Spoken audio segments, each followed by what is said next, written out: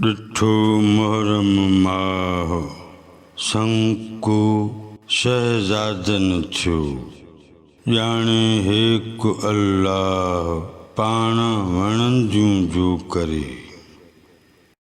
नवन लफ़्ज़नि जी माना।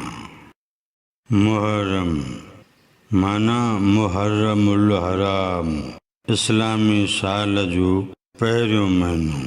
माह माना महीनो। संकु इंतज़ार ॻणती। ही लफ़्ज़ पाण में तमामु गहरी माना रखे थो। मुहर्रम जे महीने जे चंड ॾिसण सां इमामनि जे मुतलिक़ जेके मसाइब पढ़िया वेंदा, जेके शहज़ादनि जा शान ॿुधाया वेंदा, इमामनि मुतलिक़ जेकी तक़रीबूं मुनक़द थींदियूं रहंदियूं, उहे सभु जूं सभु शहज़ादनि जो संको सॾिबियूं। शहज़ादनि जे नून ते जेका ज़ेर आहे उहा अज़ाफ़ती आहे, जंहिंजी माना थींदी त शहज़ादनि जो संको। शहज़ादनि ही लफ़्ज़ इमामनि जे लाइ इस्तेमालु थियल आहे। हिकु माना हिकु, पाण वणंदियूं करणु। हिन इस्तिलाह जी माना आहे पंहिंजी मर्ज़ीअ मूजिबि कमु करणु। नवन लफ़्ज़नि जी माना। ॾिठो मुहर्रम माह संको शहज़ादन थियो। इन मिस्र जो मफ़हूम ग़ुलाम अहमद शावाणीअ हाशिए में हीअं लिखियो आहे।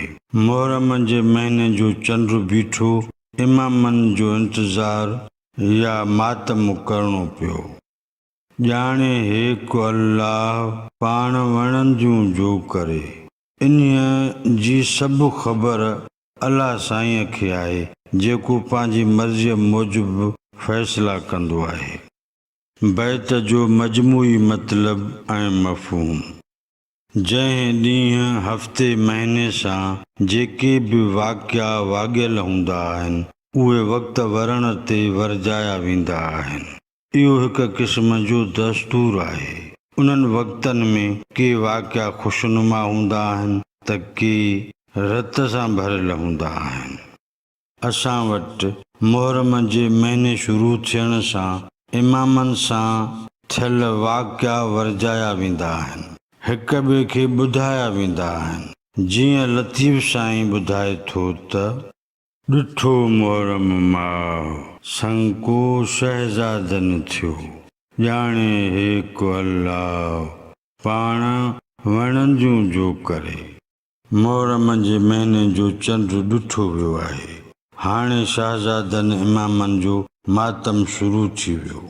इन महीने जे अचण सां इमामनि सां थींदड़ ज़ुल्म, ज़्यादतियूं, ॾमर ॾाढायूं बयानु थींदा।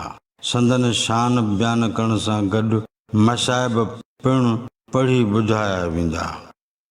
इन करे जो मुहर्रम सां निस्बत अहिड़ी जुड़ियल आहे। शहज़ादा वॾे शान वारा इमाम सरापा अल्लाह जे हुक्मनि जी पैरवी कंदड़ हुआ, मासूम हुआ। तिन सां एॾियूं सख़्तियूं पेश छो आयूं? तंहिं राज़ खे रब साईं ॼाणे थो, छो त काइनात में कुल अख़्तियार अल्लाह जो हले थो। अल्लाह उहो आहे जेको सभु कम पंहिंजी मर्ज़ीअ सां कंदो आहे।